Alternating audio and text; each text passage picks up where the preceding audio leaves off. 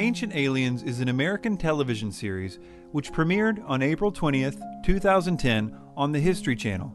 The program presents the so-called ancient astronaut theory, which is the idea that extraterrestrials visited the Earth in the ancient past, and that historical texts, archaeological records, and various legends contain evidence of this contact. I used to believe that the ancient astronaut theory was true. I spent years learning about it from the popular authors, from video presentations and radio shows. I was an enthusiastic promoter of this idea to my friends and family. Although I no longer feel that way, I want you to know that I have no personal reasons to reject this theory.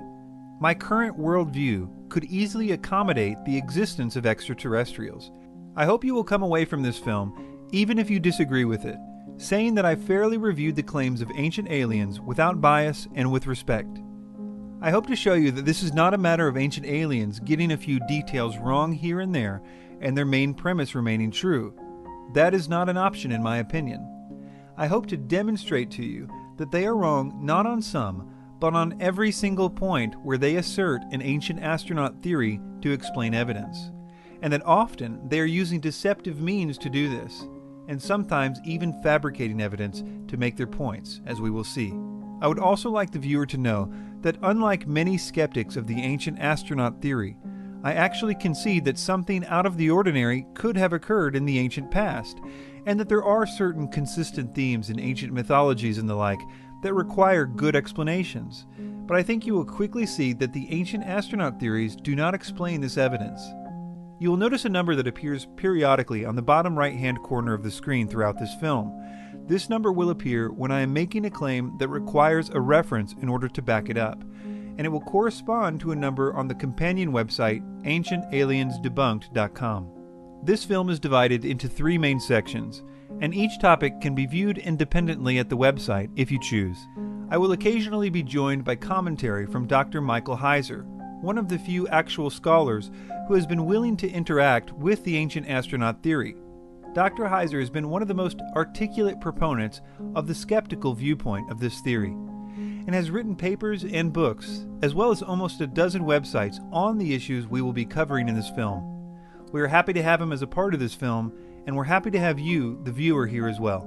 I encourage you to have an open mind and enjoy the film.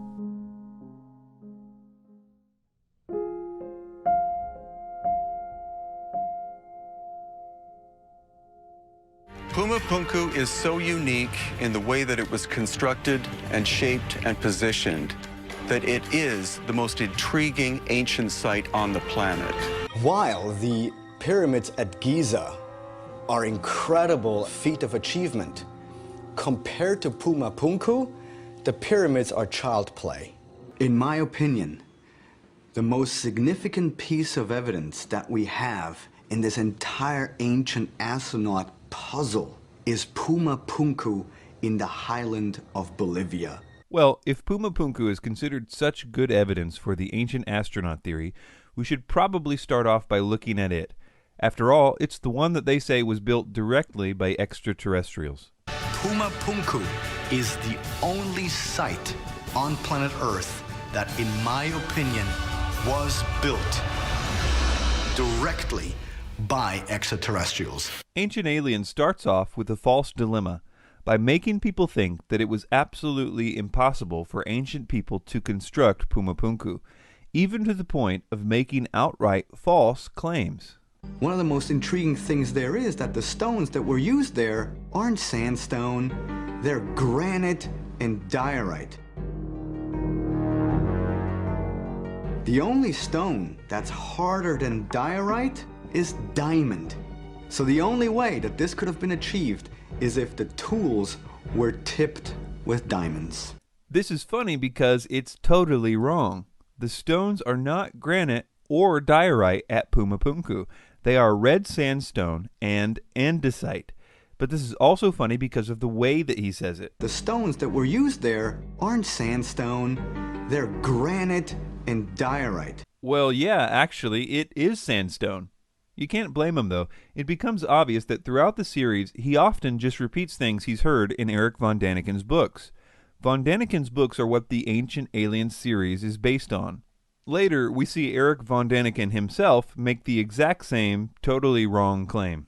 Of course made out of stones found on Earth, because you don't transport granite or diorite from another solar system. Von Daniken continues building up this false dilemma. One of these platforms is 800 tons. This is very incorrect. The heaviest block at Puma Punku is 130 tons, and most of the stones are much smaller than that, so he's off by a whopping 670 tons. Unfortunately, we will come to expect this kind of thing from von Daniken as we progress. Ancient Aliens spends quite a lot of time pointing out the various features in the stonemasonry at Puma Punku, and then declaring it impossible to do without power tools. Each of these small drill holes are basically evenly spaced along this routed groove. To me, it's clear that power tools have been used on this unusual block of stone here. Well, exactly, and this surface is as smooth as a tabletop, like in your kitchen. There's no wave to it or anything. This was machined. The sandstone and andesite stones at Puma Punku would have been easily worked with the most basic stoneworking tools. The idea that diamond-tipped power saws were needed is ridiculous. The red sandstone was relatively soft and easy to work with, and even though andesite is pretty hard, because of the way it cooled, it could easily be flaked off using stones as soft as 5.5 on the Mohs scale. Such pounding stones were found all over the andesite quarries in the area. Contrary to Ancient Aliens' claims that archaeologists are baffled by Puma Punku, archaeologists know the basics about how Puma Punku's stones were cut and shaped. This is partly because there is evidence for this all over the site itself. They actually used a method that almost all ancient stoneworkers used. They used hard pounding stones to pound out trough-like depressions. Later on, they used flat stones and sand to grind the stone to make a polished surface. We will see later on that this is also how the Egyptians, thousands of years before this, made their flat-surfaced granite monuments like obelisks. Sand, as we will see later when we look at Egypt, has extremely hard particles in it, and if placed between a flat surface and a rock, can polish even the hardest stones known to man. In fact, the harder the stone is, the better it can be polished using sand. We will also see how sand can turn a piece of copper into a very efficient granite saw or granite drill, a method which the Egyptians utilized quite well.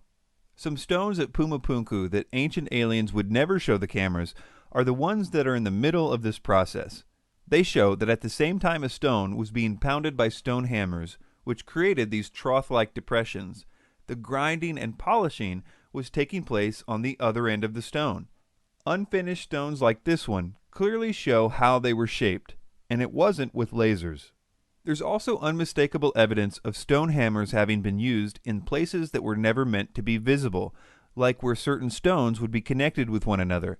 And because of that, it's hard for me to believe Eric von Daniken in this next clip, because it would mean that the alien toolbox had a laser gun right next to a stone hammer. Extraterrestrials arrive, the spaceship stands in orbit. Only a smaller space vehicle comes down like a space shuttle. So, just to protect their instruments, they make overnight, with their technology, what we call a base camp.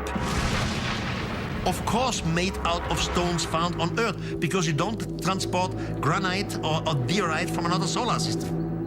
And then they disappear. But the wall of their base camp is still there. It is true that stone tools would not be enough to construct Puma Punku, especially for some of the finer points. For that, they would need metal chisels and the equivalent of a carpenter's square. Entire studies have been done detailing how these cuts were made, and nothing spectacular is required except some metal tools like chisels.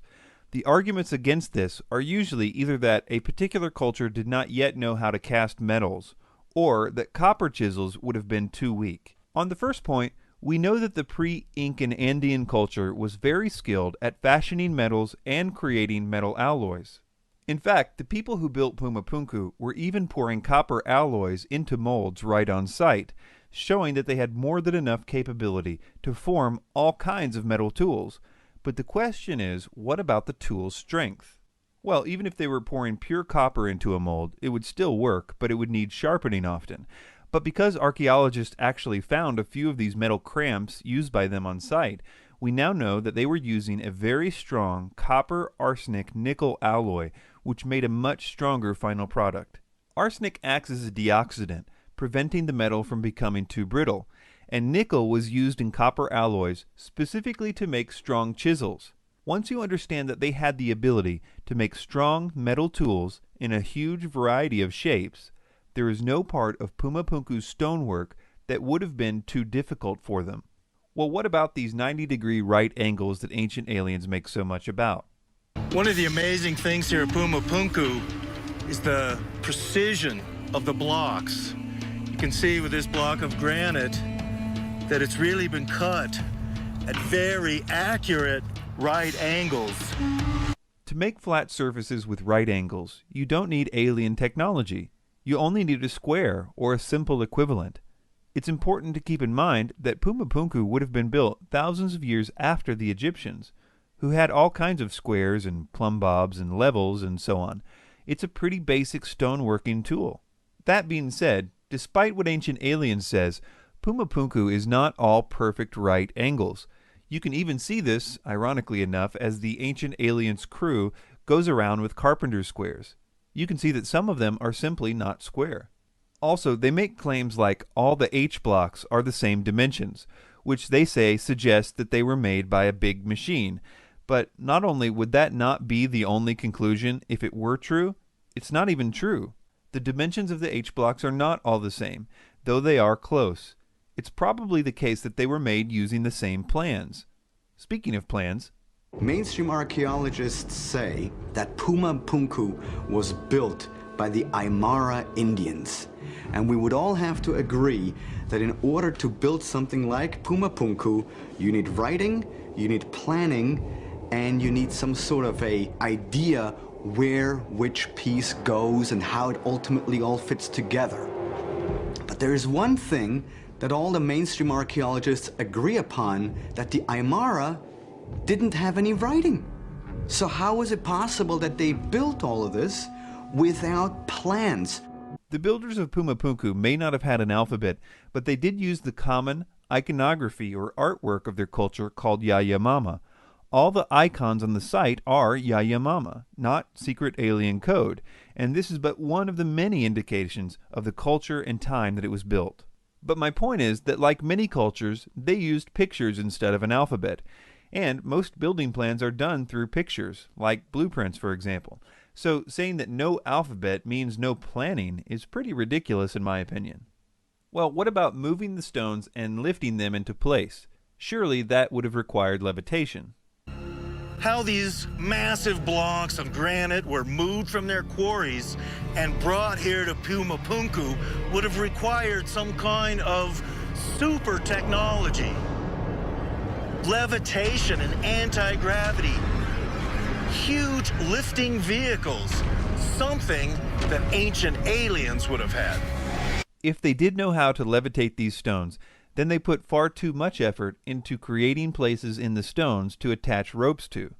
Many stones at Pumapunku have grooves several centimeters in width and depth on two adjacent faces for holding ropes.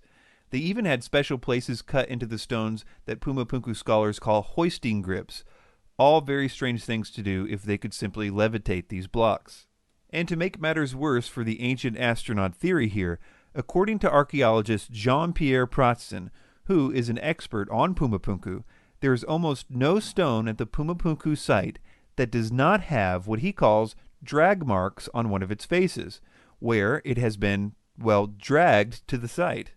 Ancient Aliens throws up another false dilemma here. What nobody talks about is the irrefutable fact that we are at an altitude of 12,800 feet, which means we are above the natural tree line. No trees ever grew in that area, meaning no trees were cut down in order to use wooden rollers. The wooden roller theory falls by the wayside. This is like saying that there's no way that the Egyptians used wood because trees didn't grow in Egypt, which is true. The difference is that while the Egyptians had to import wood from places like Lebanon, it would have been far easier for those at Pumapunku to solve this problem. All they would have had to do is simply walk down the hill a little bit. Okay, well, what about this claim? Logic does not exist at Pumapunku because there we have megalithic structures which just lie about this entire site as if ripped apart by some sort of a great force. I propose that logic still exists at Pumapunku, and that the scattered state of the complex can easily be explained. Quoting from archaeologist Alexei Vranich, quote, "The high quality of the stones made it attractive building material for houses, churches, plazas, bridges, even railways." In other words, the stones were pulled down and hauled off by locals for building material. In fact, we have the 400-year-old writings of a visitor to Pumapunku who said that the looting was in full swing even back then. He wrote that if the site was closer to town, he didn't think there would have been any stones left at all. Ancient Aliens says that Pumapunku is 17,000 years old. This is what Vranich said of this claim. Quote, "The idea that Tiwanaku is 14,000 years old is based on a rather faulty study done in 1926. Since then, there has been a huge quantity of work, both on the archaeology and the geology of the area, and all data indicates that Tiwanaku existed from around AD 300 to 500. For more information on the faulty study he's referring to here, I will quote at length from Jason Colavito, who has been debunking ancient astronaut theories for years in his books and blogs. He said the following about this claim. Quote, "Tiwanaku is not 17,000 years old. This date derives from the work of Arthur Poznański, who tried to apply archaeoastronomy to the site, but did so in ways that modern scholars do not recognize as legitimate. Poznański proposed a date of 15,000 BP, before present, i.e. 13,000 BCE, which the geniuses on Ancient Aliens misread as 15,000 BCE, adding an extra 2,000 years onto Poznański's already flawed dates. Here's what he did wrong. Poznański assumed that the Kala Sasaya temple at Tiwanaku was laid out with perfect accuracy to align to the equinoxes and solstices that he felt but could not prove were important to the Tiwanaku people. Thus, on a certain day, the sun was supposed to rise above one rock at the temple and set behind another. Ah, but which rock should we choose? Since the current ruins do not align with these celestial events accurately, he concluded that the ruins must have been built at a time when they would have aligned with that event. Since the sun and sky change positions at a predictable rate due to the gradual changes in the angle of the Earth's axis, he concluded that the Kala Sasaya temple was built in 13,000 BCE as a solar observatory, despite no other evidence of solar astronomy at the site. The long and the short of it is that Poznański assumed celestial alignments and assumed flawless construction, and then used his assumptions to prove that his assumptions were correct. Colavito also has this picture of the site with the caption, "Pick a rock, any rock, one of them must align with something." This site has been dated using a huge variety of methods, things like carbon dating, the type of metals they used, the debris found in certain places, the type of iconography they used. Literally every kind of dating method applied comes to the same conclusion. It was constructed in the early Middle Ages. Before we conclude this section on Pumapunku, there are two other claims I wanted to address. The Spanish conqueror asked the Inca, the people living there, including the king of the Inca, "What is this Pumapunku?" And they all said, "It's not us. It's not our forefather who made this. This were made by the gods in one single night." Usually a king is proud about what his people did, about the precision and so on. In that case, the chief and the people said, "No, it was not us. It was the gods who made it." If you understand a little about the Incan imperial system and religion, you will understand why the Incans didn't claim the site, and even why they claimed that it had a supernatural origin.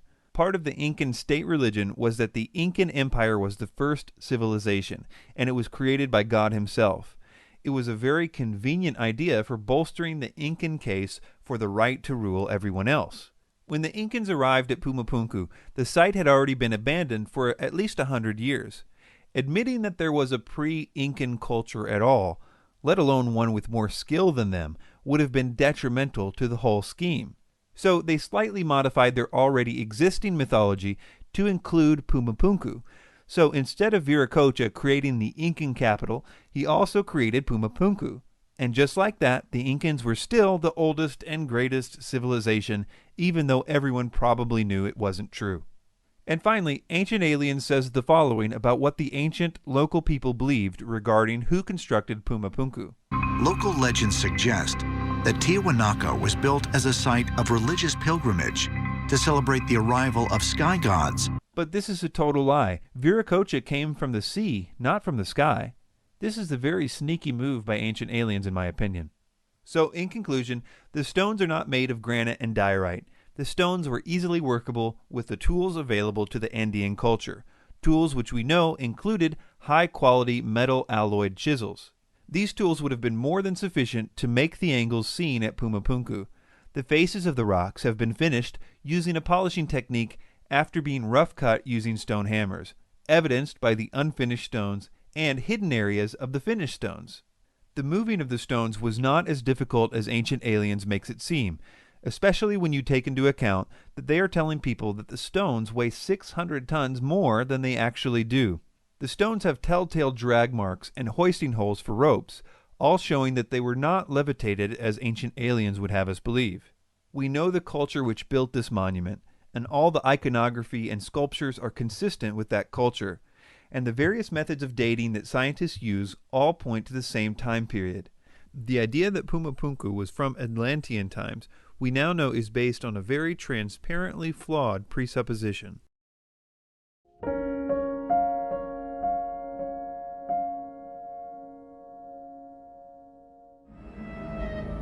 Perhaps the most familiar and most mysterious megalithic structure in all the world is the Great Pyramid of Giza. The enormous size and weight of the stones, multiplied by the sheer number of them, makes one thing certain. The construction of the Great Pyramid remains one of the greatest marvels and mysteries of architectural engineering. The pyramids at Giza are marvels of engineering, and there are many theories about how they were constructed, from the mundane to the fantastic. There are all kinds of theories on how the Great Pyramid of Giza was built. So many theories, you just sit back and shake your head. And that includes ET visitations, levitating the blocks with some kind of sound system. One place we can learn a lot about Egyptian stone cutting methods is from the so-called unfinished obelisk. Here we have a 1,000-ton obelisk made of granite, which was abandoned midway through the project because of a crack that developed. This stone, because it is unfinished, gives us direct insight into how they cut and shaped granite, as well as other stones. On the sides we can see how these stones were separated from the quarry. A team of workers would line up side by side and pound their sections with a diorite pounding stone. Such pounding stones can be found all over this and other quarries in Egypt. This pounding only broke off millimeters of granite at a time, but eventually these trough-like sections emerged at each worker's station. After that, they would do the same thing on the bottom of the block, until it was supported only by a thin spine in the middle. Then it would be snapped off using levers. The people who created the Moai statues at Easter Island used very similar methods for quarrying stone, as did many other groups around the world, as we will see. After the stones had been roughly shaped using pounding stones, they would then begin to polish them with grinders. There have been many types of stone grinders or polishers found in ancient Egypt. They usually had a handle with a flat surface, which they would use to rub against the stone with sand as the abrasive. They were, well, sanding the stone. The various mineral particles found in sand are hard enough not only to polish hard stones like granite, but also to do what Ancient Aliens tries to make people think is utterly impossible, that is, to cut granite. The Egyptians had a variety of ways to cut granite, mostly involving copper and sand. There are plenty of saw marks on granite stones in Egypt, at the granite quarries, of course, as well as certain notable ones, like the famous granite sarcophagus in the Great Pyramid. The person who was doing the sawing on the sarcophagus sawed for a while at the wrong angle before realizing his mistake and going in the right direction, which left a pretty big mark for us to study. These copper saws came in 3 basic styles. One was a 2-person saw, like an old-time lumber saw. Another type was a small, handheld saw with a wooden handle. And finally, there was a tubular saw for making holes in granite and other stones. These saws are depicted in several Egyptian reliefs. Interestingly, they didn't require saw teeth to work. They only required sand to be placed between the saw and the stones. The sand was what did the cutting. This particular method of stone cutting has been tested by ancient Egyptian tool experts, and not only was it done, but it was apparently quite easy to do. However, sawing granite with copper was expensive because the copper would wear out somewhat quickly. Therefore, you mostly see granite in ancient Egypt being worked with pounding stones, finished with grinders and chisels. The saw work was reserved primarily for royal projects, like that of the sarcophagus. All of this really makes Ancient Aliens lose credibility, because all throughout the series, they make it sound like working with granite was only possible using diamond-tipped alien power tools. But as all this relates to the Great Pyramid's construction, it's important to remember that almost none of the pyramid is made from granite, except for a few things like the roof supports for the king's chamber. Most of the stone was sandstone and limestone. About 85% of the stone used in the construction of the pyramids was relatively soft sandstone, which was quarried right on site. That's right, the Great Pyramid was built right in the middle of a massive sandstone quarry, which was no doubt at least one factor in choosing the location to build it. The other 15% of the stones, like that of limestone and granite, would have to be brought in from a slightly further away location. So this raises another question. What about moving these stones? Surely the only way is by levitation, as Ancient Aliens claims. In order to really move massive amounts of stone like that, they would have had to have been levitated, somehow made weightless, and then just moved through the air by some kind of device, perhaps even a handheld kind of device, like some beam weapon. If levitation was the way that the ancient Egyptians moved stones, they had a funny way of showing it, because there are plenty of depictions of them using wooden sleds to move everything from blocks the size and shape of the ones used for the pyramid to massive 1,000-ton monuments and obelisks, all using wooden sleds. They even had a hieroglyph for the word sled, which they used often. In fact, 3 such sleds have been found intact by archaeologists, and they have all kinds of places to attach ropes to. Speaking of ropes, ropes made out of papyrus and other materials have been found in Egypt, some of them with a massive circumference, suggesting that they were used for extremely heavy objects. Boats were used for stones that needed to be imported. In fact, a channel was dug from the Nile to the construction site, so no stone had to be dragged very far anyway. So, what about the construction of the pyramids? How exactly was it done? Part of the reason that the Ancient Aliens perspective is attractive is because some of the other popular theories concerning the pyramid's construction have serious problems, such as the single ramp theory, which would have had to extend out more than a mile and would have had to have more stones in it than the pyramid itself. Another one is the spiral ramp theory. This one is problematic because some of the ledges only had about 2 feet or less to work with, certainly not enough to hold a ledge that would carry workers and stones the size of the ones used. Also, a structure like the pyramid would have had to have been constantly monitored for geometric accuracy as it progressed upwards, because being even a few inches off on a lower level could cause the top to be off by a huge amount, and a spiral ramp would have made it impossible to survey the geometric accuracy of the pyramid as it progressed. Add to this that there's no actual evidence for either of those theories, and you can see why people are looking for alternatives. While doing research for this documentary, I came across a new theory about the pyramid's construction that I had not heard before. At first I planned to mention it only briefly, but the more I heard of this theory, the more convinced I became of its validity. It was proposed not by an Egyptologist, but by an eccentric French architect named Jean-Pierre Houdin.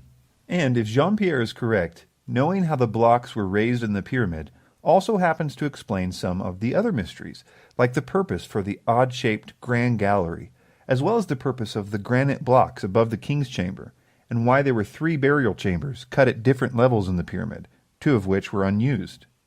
I will very briefly explain this theory, but I highly encourage you to visit the links at the website on your screen, because the specifics of this theory are something that any pyramid enthusiast should be very familiar with, in my opinion. The basic idea is that there was an internal ramp in the Great Pyramid, and workers dragged the blocks through it until they reached the corners, at which point the block was repositioned for another team to pull it up the next ramp. Also, the exterior limestone blocks with the polished finish would have been positioned and aligned first to ensure geometric accuracy, and then the sandstone blocks would have been positioned behind them as filler. This would mean that all the internal chambers, like the Queen and King's chamber, were built as the pyramid progressed upwards in the light of day. This internal ramp theory, unlike some of the others, is actually supported by quite a lot of physical evidence. For example, in the 1980s, a French team, looking for hidden chambers, conducted a full-scale gravimetric survey of the Great Pyramid, kind of like a giant X-ray map of the entire pyramid. They actually found evidence of this internal ramp through their study, but they had no idea what to think of the spiral pattern they saw at the time, so they simply filed it away until they heard about Jean-Pierre's internal ramp theory 14 years later. In addition, there is this notch high up on the Great Pyramid, which, according to Jean-Pierre, rests exactly on the 7% grade where you would expect to find the internal ramp, and would be at the exact place where the workers would have lifted the blocks and changed the direction for the pullers. Bob Breyer, an Egyptologist who was working with Jean-Pierre, was only allowed a few minutes to survey this notch and take a few pictures and measurements. They found that there was indeed a large space behind these stones, and they made extensive computer models with the pictures that were taken. As of 2012, the team is still waiting for clearance from the Egyptian authorities to conduct a full-scale survey of this notch. But perhaps even more interesting than this is the purpose for the Grand Gallery and the granite stones above the king's chamber. I mention them together because, according to Jean-Pierre, they are intimately connected. First, it's important to know the main difference between the Great Pyramid and the other 2 pyramids at Giza is that the Great Pyramid's burial chamber was inside the pyramid. The other 2 were underground, cut directly into the bedrock, which meant that in those 2 pyramids they did not have to worry about the hundreds of thousands of tons of stone above it collapsing onto the tomb. The Great Pyramid was different. Its chambers were in the middle of the pyramid, and because of this, the designer had to get creative to prevent the stones from collapsing in on the chambers. In earlier pyramids in the area, this had been accomplished using a stone roof that came together at an apex, which distributed the weight of the blocks away from the chamber. But for the Great Pyramid, the designer wanted to be more ornate, opting for a flat roof in the king's chamber, which would have easily collapsed if he didn't find a way to distribute the weight of the stones above it away from the roof. He ingeniously added a series of large granite blocks, spaced out evenly above the chamber, capping those stones with the same apex roof idea from the earlier pyramids, which distributed the weight safely away from the king's chamber ceiling.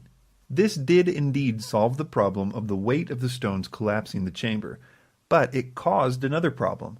How could you get those granite stones up there for placement? They would have been too big for the internal ramp, and too heavy even at a 7% incline. For the solution, we look to the Grand Gallery. The Grand Gallery has puzzled Egyptologists ever since it was discovered. It's such an odd shape, and it doesn't seem to make sense to construct it the way it's constructed if it's simply a path to get from point A to point B. This has led to much speculation about its purpose. Jean-Pierre has proposed that the Grand Gallery was used as a massive counterweight system, where a wooden trolley was loaded with stones and rigged with ropes, and was used to provide the force to lift the heaviest objects. Basically, it was the equivalent of a freight elevator. There's actually a lot of physical evidence for this too, and it explains all kinds of peculiar details about the Grand Gallery. For example, the odd holes in the so-called benches of the Grand Gallery were used to connect a wooden guide system for the trolley. It also explains why there are remnants of grease as well as scratches along the bottom of the chamber where the trolley would have rubbed against the stone. It was apparently lubricated to make it run smoother. It explains the odd way the stones were worn at the top of the so-called step of the Grand Gallery, exactly where the ropes would have had to be. This area has now been cemented over to make a step, but you can see in the old pictures what it looked like when the first explorers arrived. This freight elevator would have required a small external ramp, which there is some evidence for, and even those who oppose the long, single ramp theory agree that there probably was a small ramp at the beginning of the construction. This ramp would have been dismantled after the completion of the king's chamber, and the stones would have been dragged up the internal ramp to finish the rest of the pyramid. Jean-Pierre and his team have made a lot of converts to this idea, including a number of well-respected Egyptologists and pyramid experts. But as of 2012, they are still in the final stages of being approved by the Egyptian government for more work on the site. Houdin's idea of an internal ramp, I think, is coherent. I think there's good circumstantial evidence for it. If you have watched the National Geographic special on his view, I think you would agree that there is good circumstantial evidence for it. It has a lot of explanatory power for a lot of the fundamental questions. And I think it's important because Houdin's theory depends on a very simple idea in engineering, both in the ancient world and in today's world, and that is the use of weight and counterweight, using the weight of one object to lift an object of greater weight. Whether or not this theory proves to be perfectly true in every respect will hopefully soon be seen. But I at least hope that by now most of us can see that these construction techniques are well within the capability of mankind to conceive of and to do without the intervention of aliens.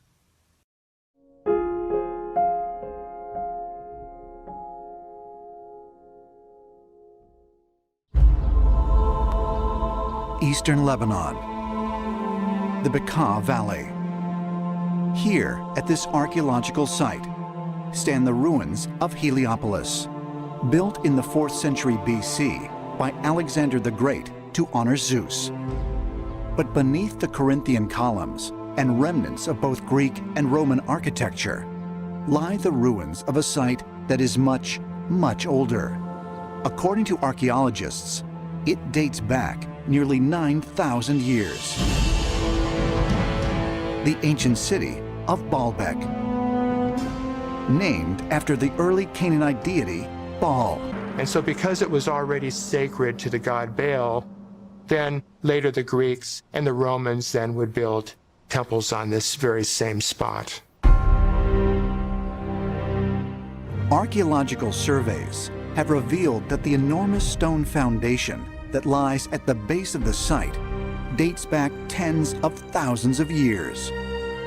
But even more significant to ancient astronaut theorists is their belief that the colossal stone platform may once have served as a landing pad for space travelers. The idea that ancient aliens will try to convey is that underneath the Roman ruins lies a very old platform that was once used to launch spacecraft. As we watch the next clip, listen for the first thing they cite as evidence for this claim. But what was originally there before the Roman temple was this spaceport platform that was apparently used for extraterrestrials coming and going on planet Earth. As evidence, researchers point to the gigantic megalithic stones incorporated into the foundation, each weighing between 800 to 1,200 tons, and perfectly fitted together. These three stones they're referring to are called the trilithons, and the heaviest of the three is 800 tons, not 1,200 tons as they say. There are two other stones that are heavier than this around the area, but they are unused, still connected to the bedrock in the quarries, and thus are obviously not part of the trilithons. The way the information is presented about these three stones leads the viewer to believe that they are part of the foundation or platform of the Baalbek site. What they want the viewer to think is that spacecraft lifted off and landed on the stones of this platform. They also claim that these 3 stones cannot be of Roman construction, as the mainstream archaeologists believe, but they say that they were part of the earliest structure at the Baalbek site, and that the Greeks and Romans only built on top of this ancient foundation. And it is true that there was a very old pre-Roman temple at this site, but we will learn more about that later. Our focus at the moment is the Trilithon stones. Ancient Aliens says that these 3 stones are the real mystery of Baalbek. This is the real mystery of Baalbek, how these stones came to be there, why they were placed there, and specifically how they were transported into place, because some of the stones are of such magnitude that modern machinery is incapable of putting them there, but somehow our ancestors were able to do this. To solve this mystery, we need to first understand that these 3 stones do not form the foundation of Baalbek, as is so often suggested.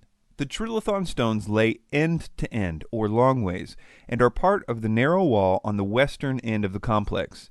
They are most certainly not the foundation, nor do they constitute a platform, and it would be very awkward for a spaceship to land on top of them, considering the space on top is so narrow. Ancient Aliens tries to make it seem like no one knows the purpose for these stones, or why they had to be so heavy. But if the moving, hoisting, and setting of such massive stones was so incredibly difficult, then who, or what, placed them there? And perhaps more importantly, why? The truth is that the purpose for this wall is very well known by archaeologists. It was a retaining wall.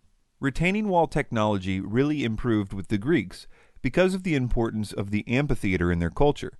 Because most amphitheaters were sunken into the ground and surrounded by earth, they needed to construct retaining walls to hold back the soil. Then the Romans came along and basically perfected the practice. The rule of thumb in retaining walls, even today, is the bigger and heavier the stones, the better the retaining wall. Also, the stones needed to be in as big of sections as possible. In other words, huge sections of uncut stone. It's no coincidence that some of the biggest single stones in the ancient world, besides Baalbek, are also used in retaining walls, and by the Romans as well, as we will see. Retaining walls were especially important if there was a lot of soil erosion at the site, or if the platform you were trying to build was on a steep incline. At Baalbek, the platform was built right on the side of a huge hill, so for that reason alone, it would require a retaining wall if they intended to make a large level platform. But if you added to that a soil erosion problem, you would have 2 very good reasons for a huge retaining wall at Baalbek. So, does the area around Baalbek have a problem with soil erosion? The answer is yes, probably one of the biggest in the world. You can see evidence of soil erosion all around the Baalbek site. The soil from the top of the hill has been sliding down the hill into the valley below for hundreds of years. One of the leading causes of soil erosion is deforestation. If an area that once had trees has been completely cleared of those trees, the rain no longer will have anything to slow down its velocity. Normally, the rain hits tree branches and the thick foliage that accumulates on the forest floor over time. Also, the soil is kept in check by the root systems of the trees, which hold the soil in place. Lebanon has a picture of a cedar tree on its flag. Their trees have been a symbol of pride for literally millennia, the so-called Cedars of Lebanon. But the forests have disappeared long ago, as they were one of the only sites for timber in the ancient Near East, and it was massively deforested in ancient times. In fact, the soil shifting is just as bad today in the Bekaa Valley. The UN in 2006 proposed a series of solutions to deal with this now full-scale environmental disaster in the Baalbek region. Homes in the region are being abandoned as their foundations shift and they become inhabitable. But although these proposed solutions by the UN may be new, this problem is an ancient one the Romans would have been well aware of. The massive Trilithon stones provided the weight needed to press down and secure the stones in the wall below. This is why you only see these huge stones on one side of Baalbek, the side where the steep slope is. The idea that these stones were part of a platform and were used as a landing pad is something that requires ignorance of the layout of the site in order to believe. Well, what about the age of this wall? Is it from the Roman period of construction, or is it from the pre-Roman Canaanite era? There is a lot of confusion about this point because there was indeed a very old pre-Roman temple on this site. The pre-Roman Canaanite temple was a pretty standard platform and altar, much like other sites built by the Canaanites, which were referred to in the Old Testament as high places. The original site was probably chosen by the Canaanites because it was indeed on a hill, as any good high place should be, but also because it was less than half a mile from the perfect stone quarry. The early versions of this temple, however, did not have a retaining wall. As the different groups added to the site over the years, the site changed drastically. The Romans alone spent 200 years doing construction at the site. Think of that. That would be like starting a construction project in 1812 that only just now came to completion. That's a long time to be working on a project. So yes, Baalbek is built on a very old Canaanite altar to Baal, but the trilithon stones were not part of that site, nor are they part of the foundation as is often claimed. They are part of a very necessary retaining wall. The question still remains, however, about the methods for moving and lifting these stones. Some have suggested that this stone alone weighs in excess of 1,200 tons. How was it moved there? Because obviously it's situated on top of these stone rows that we can find down here, which means that this stone had to be lifted and then set on top of these stones down here. So did the Romans have the technology to move and lift such stones? Well, all you have to do is look one country over to find out. About the same time the Romans were beginning their 200-year project at Baalbek, another project of similar magnitude was beginning by the Roman client king Herod the Great in 19 BC. Herod, using Roman techniques, renovated the Temple Mount to earn favor with the Jews, who viewed him as a Roman proxy, not a Jew. The expanded version of the temple was double the size of the original, but in order to make this expansion, he had to incorporate part of the hill to the northeast, which meant that he had to construct a massive retaining wall in order to hold back the force of the earth in order to build the massive platform. There is a portion of this retaining wall still standing today, and it contains the second largest set of single stones next to Baalbek. Just like Baalbek, there are several of these stones lined up to form the wall and to provide the weight and size needed to hold back the earth. They call the four largest stones the master course. The weight of the heaviest one is 630 tons, only a little over 100 tons less than Baalbek's biggest stone, and no one denies that these stones were cut, moved, and lifted to perfection using Roman and local techniques. As a side note, it's tempting to think that the holes visible in these stones were used for lifting, but these holes were cut after the stones were placed. They were used to hold plaster in place for certain water projects and only go a few inches deep. Anyway, is it really logical to believe that the Romans could cut, move, and lift 630-ton blocks for retaining walls just fine, but if you added another 100 tons, it would require alien technology? We know that the Romans, about this same time, had taken a liking to Egyptian obelisks. They started dragging these obelisks back to Rome in large numbers, and Rome was hundreds of miles by land and sea from Egypt, whereas Baalbek was less than a mile from the quarry. Some of these obelisks were almost 500 tons, so the Romans had a lot of opportunities to get good at moving stones about the same size and shape of the trilithon stones. There are even Roman descriptions of the process of moving obelisks by Marcellinus Comus, as well as reliefs such as the one on the bottom of the Theodosius obelisk in Istanbul. The ancient Roman writings of Marcus Vitruvius Pollio describe in detail many of the Roman technological advantages, like pulleys, which would reduce the force needed by half for each pulley used. He even described their ingenious way of moving stones by constructing huge oak wheels on either end of the block, whether they were round like pillars or huge rectangular stones like the trilithons. They would then be pulled by oxen to the site. So what about the lifting of the trilithon stones at Baalbek? Some make the point that the trilithon stones do not have Lewis holes in them like many of the other Roman stones at Baalbek. Lewis holes is the name for the holes that the Romans would drill in the stones for lifting with their cranes. Yes, the Romans had cranes, and although their cranes only had a 5-ton capacity, often they would combine many of them together, which would obviously give them a greater capacity. So why don't these 3 stones contain these holes, like all the rest of the stones at Baalbek? Well, first of all, I wouldn't be so sure that they don't. No one has ever seen what is on the ends of these stones.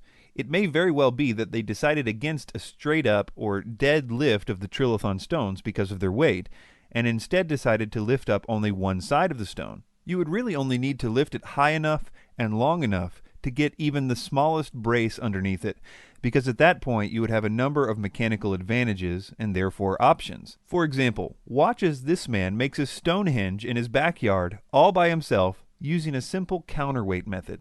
I've tried to do this without any mechanical machinery at all. I've used mostly sticks and stones for my equipment. No pulleys, no hoist, no metal levers. Just try to use gravity too, I believe is my favorite tool. Whoop. The first goal is getting this block 3 feet off the ground.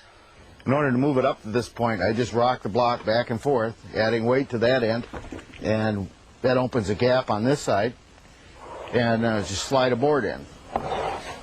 Then I add the weight to that end, there she goes, and slide a board in on this end. This shoring box acts like a jack, slowly raising the block. But it's not really even necessary for them to have been lifted.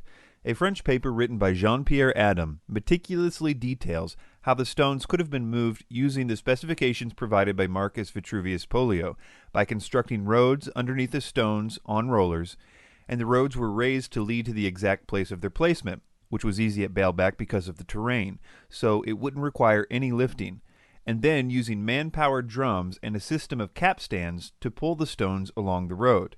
This method would have only required 144 workers to accomplish. It's also helpful for people to remember that the largest stone ever moved in the world is the so-called Thunderstone in Russia, moved in the 1700s using no modern equipment. This stone is 1.5 tons larger than the largest trilithon stone, and we know that moving it didn't require any alien technology. Well, what about this claim? What's really interesting about Baalbek is it's always been known as the landing place. There's an actual text from Sumerian times called the Epic of Gilgamesh. Gilgamesh actually claims to have seen rockets descend and ascend from Baalbek, the landing place. These claims come directly from the writings of Zechariah Sitchin, and they are totally untrue. Baalbek was not called the landing place, and the Epic of Gilgamesh never speaks of rockets ascending and descending anywhere in it. If you're going to make these assertions, okay, I would want the passage. I want to see the passage in Gilgamesh that names Baalbek specifically.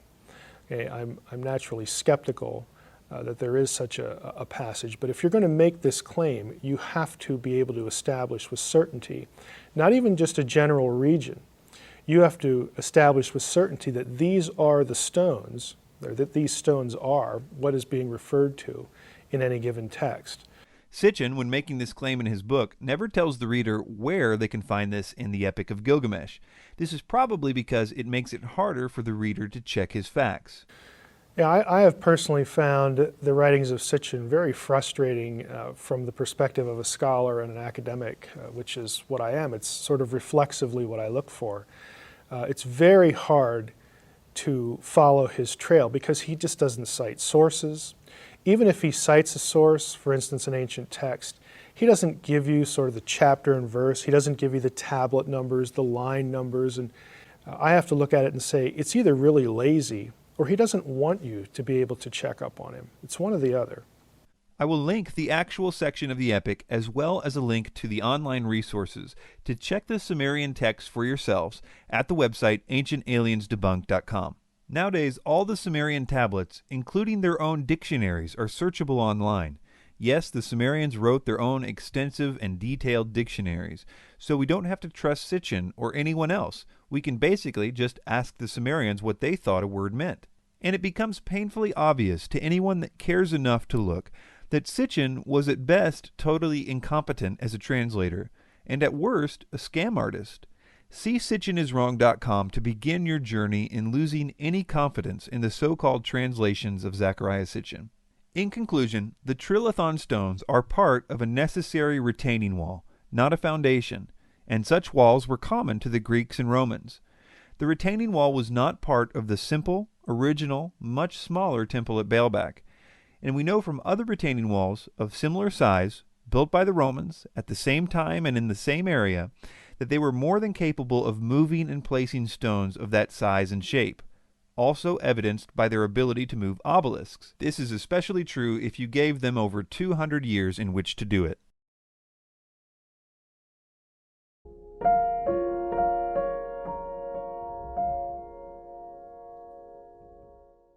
We will look at Incan megalithic sites like Machu Picchu all in one segment, because Incan stonemasonry was all done more or less the same way. In regard to Incan building, Ancient Aliens focuses most of its attention on the curved or beveled edges of the stones. They say that it looks like the edges of these stones were melted. Notice as we listen to them build the case for this, that the reason they believe this is true is based entirely on the way the stones look.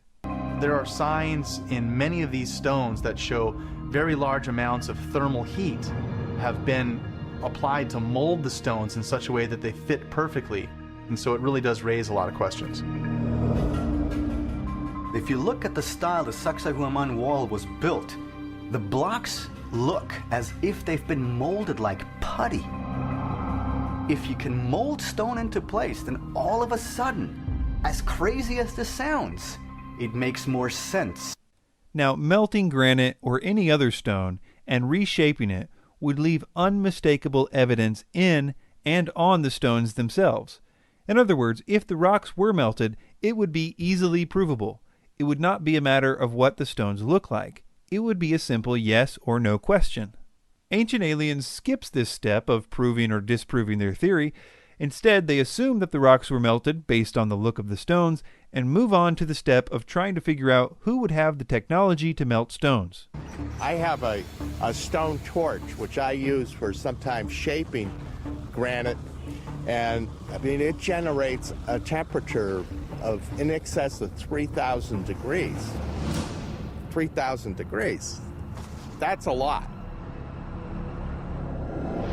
When we look back at the ancients, and we see a technology that they couldn't possibly know, there's only two possibilities then. Either God did it, which we really don't think happened, or some high-tech civilization from another planet came and showed them how to do it, then took their materials and tools and went back home. I think there's at least one more possibility that Mr. Dunn may have missed. Every shaped stone at any Incan site has what archaeologists call pit marks or pit scars. They occur when stone hammers are used to quarry and shape the stone. In addition, archaeologists have found a huge number of Incan stone hammers at the quarries. And, almost uniquely to the Incans, they are found at the building sites too, because the Incans only rough cut the stones at the quarries. They did the finish work on site, so the stones would perfectly fit the stones around them. Well, how did the Incans accomplish these beveled edges? They used a smaller gauge stone hammer for the outer section. The evidence for this can be seen on every single stone that has these edges. You can see that the pit scars are much more numerous and smaller on the edges, showing that more blows with a smaller stone was used to achieve the detail work. Another reason that this is no mystery to archaeologists is because there are a large number of stones in various stages of construction in the ancient Incan quarries. These stones reveal that indeed the Incan stonemasons were using some of the most basic tools, even for their time. If you would like to learn more about the details of this, I'll link you to some peer-reviewed papers that can tell you more than you'd ever want to know, including details of experiments done. For example, a single scientist in 90 minutes accomplished similar cuts with similar tools. And all of this makes what Dunn says here one of the most off-the-wall things ever said in the Ancient Aliens series. I can't help but think that whoever was behind this thought the process through from beginning to end. They didn't quarry the rock and then decide how the heck are we going to transport this. They knew from beginning to end what needed to be done with whatever techniques and technology they were going to use. In industry today, there's a kind of an adage, keep it simple, stupid. Based on his experience, Mike Dunn believes the simplest way to build the Great Walls of Machu Picchu would have been to transport small rocks to the site, then melt them, and use molds to fashion the exact size and shape needed. So he says it's more simple to melt the granite, something so complicated that we don't really even know how to do it today. Is that really the most simple solution he could come up with? And then to say that they poured the melted rocks into a mold. I mean, look at these walls. Can anyone look at this and say, yeah, that looks like they were made from the same mold? These are not exactly bricks of the same size and shape. Unless he wants to say that they made a new mold for every block, in which case we would go well out of the range of this being the most simple solution. As far as how the Incans moved the stones into place, they left us a lot of evidence behind in the form of ramps. There are Incan ramps all over the place, still in existence today, in the quarries and at the building sites. The Incans had one of the most massive workforces in all the ancient world. They were like the Roman Empire of the West, and they had an absolutely huge labor force at the ready for these types of projects. So we know these rocks were not melted and put into molds as Ancient Aliens tells us. We actually know exactly how they made these rounded edges, because of the pit marks left behind, as well as the huge number of stone hammers found in the quarries. There are no mysteries that require alien input with Incan stonework.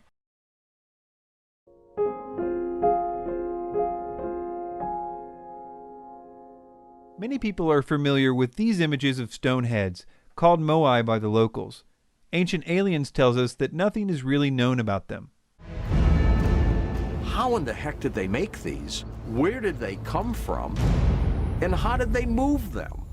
Nobody has the answer. This isn't true at all.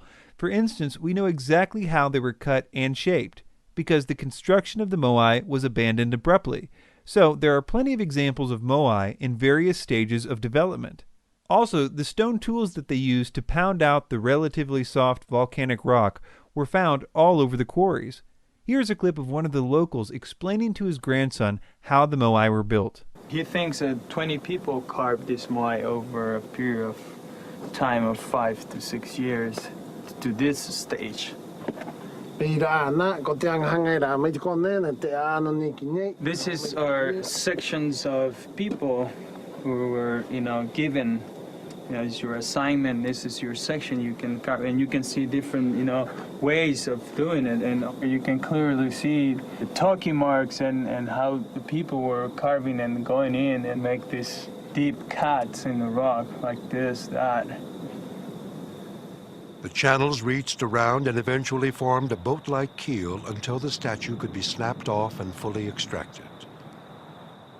Ancient Aliens spends most of its time here discussing the moving of the moai, and it's interesting the angle that they take, because it seems that they are aware that there have been many successful experiments moving moai with wooden sleds and minimal workers. So Ancient Aliens has to do what they do best, create a false dilemma. But there is a unique problem with the idea of moving moai with sleds or rollers. When you go to Easter Island, you don't get the impression they had enough wood to have rollers. And in fact, in the 1700s, the first 4 expeditions to Easter Island never really saw a tree. And so that's the real mystery of Easter Island. How can you move a multi-ton statue if you have no trees for rollers? So they say there are currently no trees on Easter Island. Therefore, they assume there were never any trees on Easter Island, and therefore, well, aliens. The problem with this is that there used to be a lot of trees on Easter Island, which we now know because of extensive pollen samples taken from the crater lakes as well as other methods.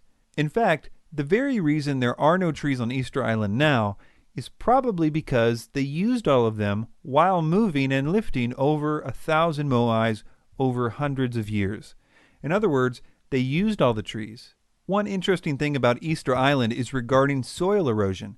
If you take a land that once had a lot of trees and cut them all down, then you will have a massive soil erosion problem. This is because there would be no more root systems to hold the soil in place. Also, the rains no longer have anything to stop their velocity. The soil erosion at Easter Island is so notorious that if you type soil erosion into a search engine, you will see that the Wikipedia page has a picture of Easter Island. Some of the moai actually have full bodies, they're not just heads, but because of soil erosion, even in a very short time, they have been covered up to their necks in soil. This is a direct result of the land being completely deforested. So we know for sure how these moai were cut and shaped, that is, with simple tools which are found all over the quarries. And we know that if they had trees on Easter Island, then there are no problems with moving them and prying them into place. And Easter Island used to have a lot of trees before their fascination with creating moai exhausted their supply.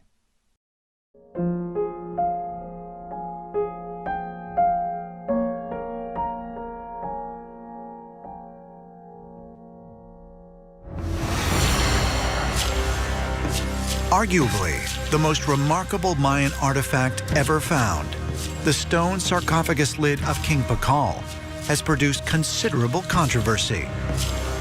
Mainstream scholars believe the depiction is of King Pakal on a journey to the underworld. But ancient astronaut theorists believe the king is portrayed seated at the controls of a spacecraft and have dubbed him the Palenque astronaut. He appears to be going into space. He's the original rocket man. There, manipulating his spacecraft, going into space. We have maintained for a very long time that the depiction here is of King Pakal sitting in some type of a spacecraft, because he is at an angle like modern-day astronauts upon liftoff. He's manipulating some controls right here. He has some type of a breathing apparatus or some type of a telescope in front of his face. His feet are on some type of a pedal. And down here, you have something that looks like an exhaust with flames. The sarcophagus lid of Pakal has been a centerpiece for the ancient astronaut theories since the beginning. Eric von Däniken believes this to be one of his best pieces of evidence. And you see his upper hand, he's manipulating some controls. From the lower hand, he's turning something on. The heel of his left foot is on a kind of pedal. And outside of the capsule, you see a linking flame. This is incredible. This is absolutely a proof for extraterrestrials. The theory rests on the idea that the Mayans were not depicting their usual symbols here, but were trying to realistically depict a rocket with Pakal as its pilot. I think the best thing I can do for you here is to clearly explain what the Mayanists and other scientists who specialize in Mayan culture and artwork believe this scene is depicting. As Ancient Aliens said, archaeologists believe this scene is depicting the moment of Pakal's death and his descent into the underworld. Let me show you why they believe that. The most famous symbol in this picture is that of the World Tree, which, if you believe Ancient Aliens, would make up the entire hull of the rocket. It's hard to overemphasize the importance of the World Tree in Mayan mythology. The idea was that the World Tree extended into the heavens with its branches, and its roots extended into the underworld, so it was a symbol of the bridge between the underworld, heaven, and earth.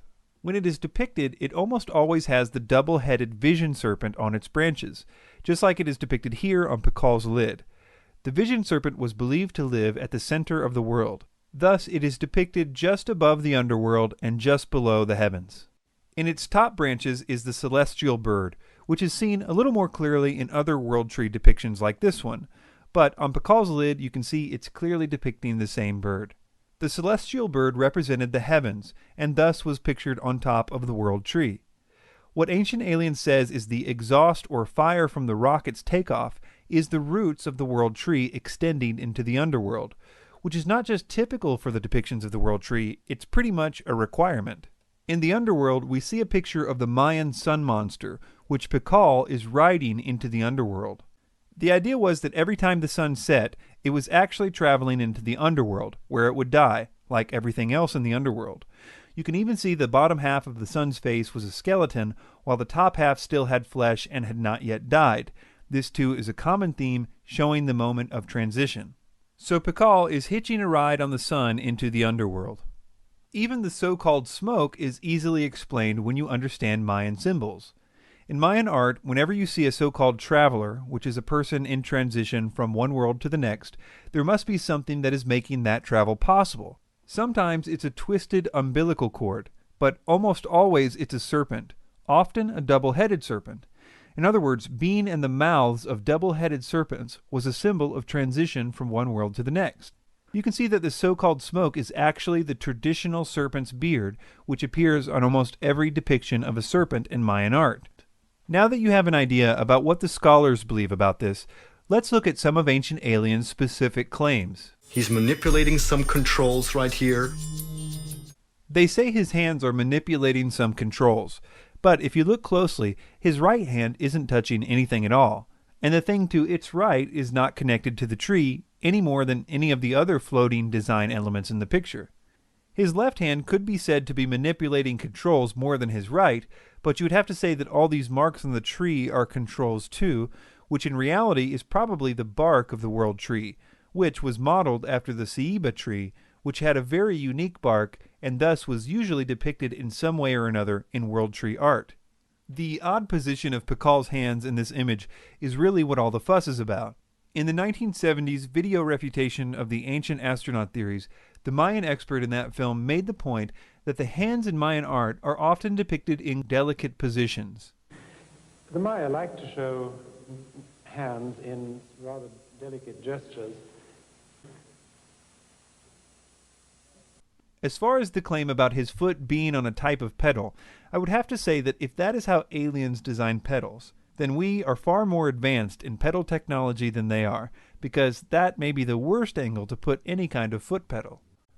Plus, there are other reliefs of Mayans in the underworld on similar slabs with their feet in similar positions, but without the rocket. Well, what about this so-called breathing tube for his nose? Well, it doesn't connect to anything, and if you look closely, the thing it could potentially connect to is also represented on the other side of the lid, and is clearly a stylistic element of the vision serpent. What it actually is a nose piercing, particularly a bone. Consider the context that we find this image. It's on a coffin lid, so the mainstream view is perfectly in line with that, and the whole concept was common in Mayan burials. It would have been a strange thing for them to all of a sudden abandon their usual symbolic artwork to depict a rocket on a coffin lid. The fact is that the symbols on the sarcophagus lid are really consistently used. Often the symbols are even explained in the extensive Mayan writings. These symbols fit perfectly with what we know about their beliefs about the world and the afterlife.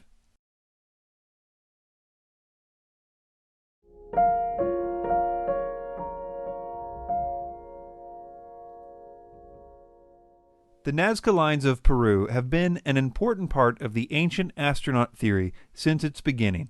Originally, von Daniken claimed that the lines were kind of a UFO runway, or a type of alien airport, where the alien craft landed and took off. When challenged by Carl Sagan and others on this point, he's saying that the spacecraft dragged on the surface of the ground as they landed, and that the lines are therefore the unintentional result of spacecraft landing. For the Ancient Alien series, however, it seems that they are back to claiming it was an airport. The lines look like airstrips. They start abruptly, they end abruptly. Looking at Nazca from the air, it looks like an airport. And it really does, because you have all these bands, wide bands that look like airstrips that are laid on top of each other, but you also have these gigantic, long, straight lines that go for miles and miles over valleys, over mountains. Either explanation seems to fall short of explaining why these lines are sometimes several miles long, one of them being almost 15 miles long. It would be a pretty inefficient spacecraft if it took 15 miles for it to take off, or, in the alternate explanation, if it needed to drag on the ground for 15 miles before it stopped. We will look more into this later. In the meantime, I want to look at what I think may be the most ridiculous claim of the entire Ancient Alien series. At Nazca, entire mountaintops have been removed. I mean, this all requires machining. And I'm not talking, you know, a little wheelbarrow and a pick. I'm talking sophisticated machinery, because we today would also need sophisticated machinery in order to achieve such feats. They are claiming that this mountain in the Nazca region has been artificially sheared off. But what they are referring to is a plateau. Plateaus and mesas are naturally flat on top. They occur all over the world, and geologists know exactly how they form. In light of that, it makes them spending so much time on this point kind of funny. There the mountain's cap comes up from both sides. Here it was flat. This is absolutely incredible. This is one of the most craziest pictures I made about Nazca. The crazy thing is, the rubble, the remains of that summit or that mountaintop, gone. It's nowhere. It's not in the valley down below. It's nowhere in the region. What happened to it? Okay, moving on to the lines. Nazca doesn't just have straight lines. There are also several images of animals, such as monkeys, spiders, fish, jaguars, llamas, lizards, and dogs. Contrary to what Ancient Aliens says, the way that they were made is very well known. In fact, it's ridiculously simple. They simply moved the reddish-brown iron oxide-covered pebbles that cover the surface of the Nazca Desert out of the way. When the gravel is moved, the layer underneath is exposed, which is much lighter, and the contrast of the two colors creates the Nazca line.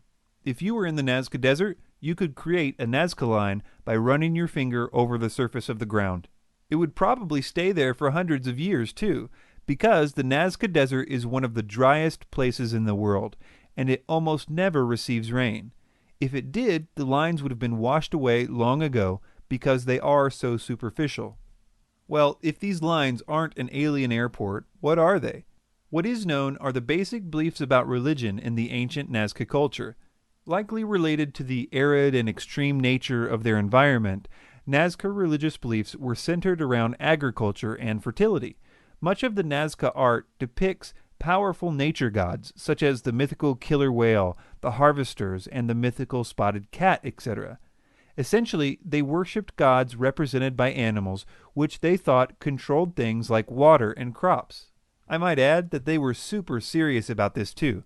So serious that they decapitated lots and lots of humans in order to appease these nature gods. I think it's fair to say that the Nazca people were obsessed with beheadings. On their pottery, it depicts crops growing from severed heads, and there are other things too that show the connections that they believed severed heads had to good crops. All that to say that these people were dead serious about farming, and if you're serious about farming, you must also be serious about water.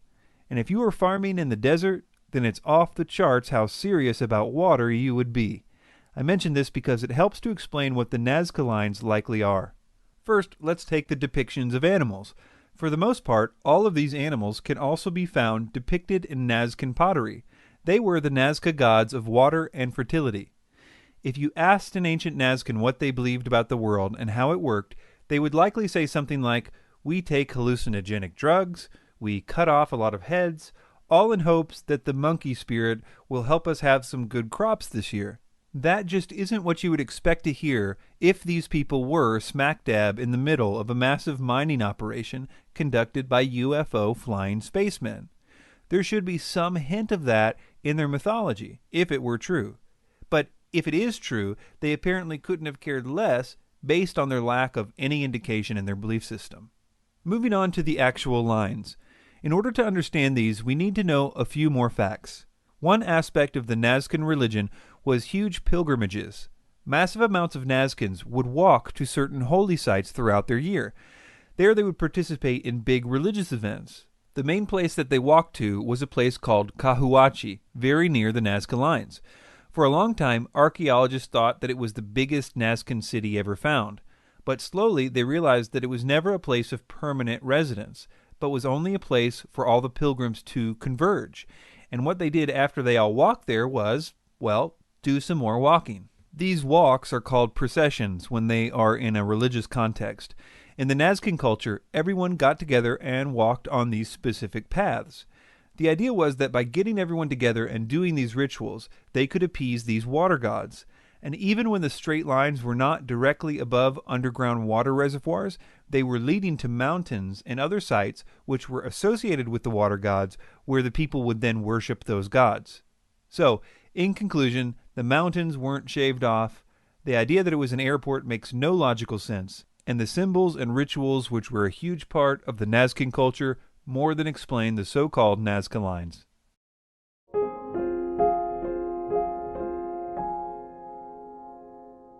Early in the 20th century, tomb robbers searching along the Magdalena River stumbled upon a gravesite dating back 1,500 years to a pre-Columbian civilization known as the Tolima. Among the funerary objects found there were hundreds of small 2 to 3 inch gold figurines. Many of those looked like insects and fish. However, out of those hundreds that they found, they also found about a dozen that are eerily reminiscent of modern-day fighter jets. Okay, so he admits that when these things were found, there were hundreds of them that were clearly representing insects and animals, and only about 10 of them that looked like jet airplanes. Now, before we get into the specifics, I would like to appeal to your sense of logic. Almost all of these little figurines are depicting fish, birds, insects, lizards, and frogs. And we can see when we look at the figurines where we know what they're trying to depict, like these frogs for instance, we can see a huge amount of variation and clearly stylistic elements that are not found in nature. So we know that they weren't trying to be ultra-realistic here, which you can further see by looking at their depictions of this man, or this cat, or this alligator. The Tolima were artists, and like most artists, they had a certain style that they brought to the subjects that they were depicting. Now, considering that all the other objects they found are animals, and considering the objects in question, like all the others, have eyes and teeth and so on, isn't it more logical to assume that these objects are probably like all the others? That is, that they are also depicting some kind of animal in a stylized way? Ah, but wait, Ancient Aliens has a false dilemma for us. And they have nothing in common with anything similar in nature. There is not a single insect in the world which has got its wings at the bottom. Now, when you exclude the possibility that it's an insect, one of the things which remain is the fact that this is actually, yes, what it looks like, a plane. Okay, let's see if we have this logic straight. Since no insect has these characteristics, it leaves us with only one other choice, which is an airplane. But I thought there were fish, birds, lizards, bats, and cats found too in the other 100 figurines. It would seem to me that he's kind of skipping a few options here on his way to the airplane conclusion. Let's take the most famous one for